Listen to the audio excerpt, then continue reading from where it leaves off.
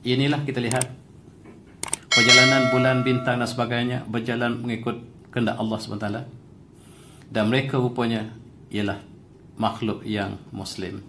Muslim dalam konteks mereka patuh, tunduk dan tidak pernah membantah kehendak ilahi.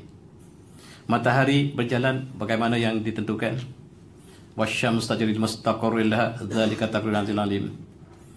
Dan matahari berlari ke tempat akhirnya.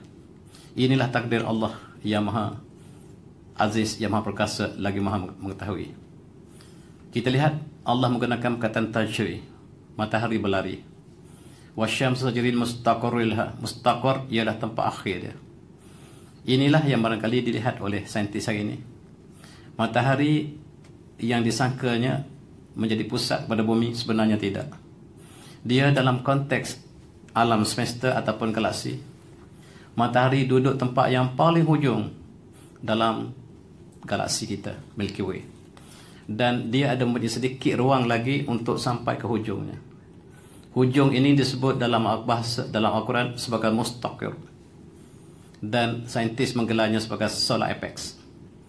Maksudnya ialah matahari akan berlaju, lari laju menuju tempat akhirnya. Dan saintis sangat takut sebab matahari sudah hampir sampai ke tempat akhirnya. Kita lihat matahari duduk di hujung galaksi dan dia ada sedikit ruang lagi untuk sampai ke hujung. Apakah yang sampai di hujung, apakah yang berlaku, wallahu a'lam.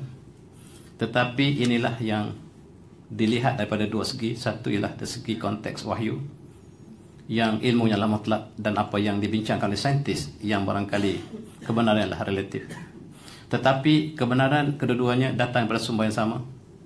Masing-masing memberikan maklumat bahawa satu matahari akan bersampai ke tempat akhirnya. Al-Quran mengatakan mustaqar. Wasyamsu tajri li mustaqarrin laha dzalika taqdirul azizil alim.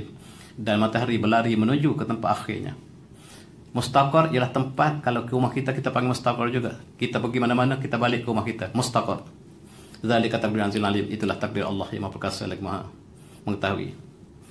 Dan hari ini kita lihat, apabila matahari dikaji perjalanannya, kita sangka dia berjalan lurus. Rupa-rupanya tidak.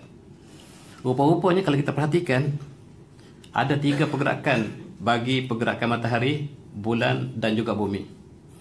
Kita perhatikan bahawa bulan mengelilingi bumi. Dia mengikut satu trajektori yang tentu mengelilingi bumi. Tetapi bulan tidak pernah bertemu di mana dia bermula. Dia seperti spiral. Payah nak gambarkan, ya. Bulan mengelilingi bumi dan dia tidak pernah bertemu tempat dia bermula. Sebab bumi juga lari ke depan mengikut matahari.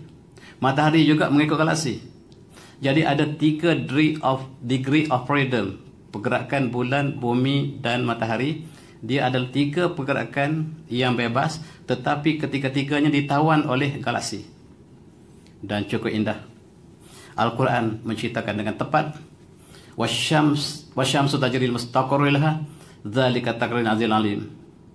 Dan akhir sekali kita lihat bahawa matahari ini kalau dilihat dari segi konteks trajektorinya, dia seperti kuda berlari.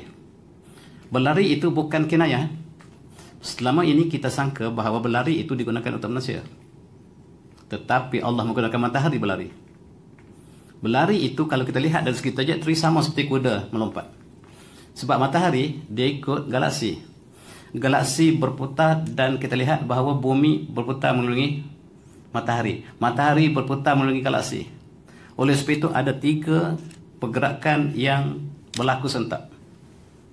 Ini gambaran simulasi yang dilakukan oleh komputer. Matahari bergerak ke depan. Kemudian bumi mengelilingi matahari. Bulan mengelilingi bumi. Ada 3 pergerakan. Dan Allah sebut kullum fi falakin yasbahun. Keseluruhannya bergerak di atas satu falak. Ini sangat sukar untuk kita faham.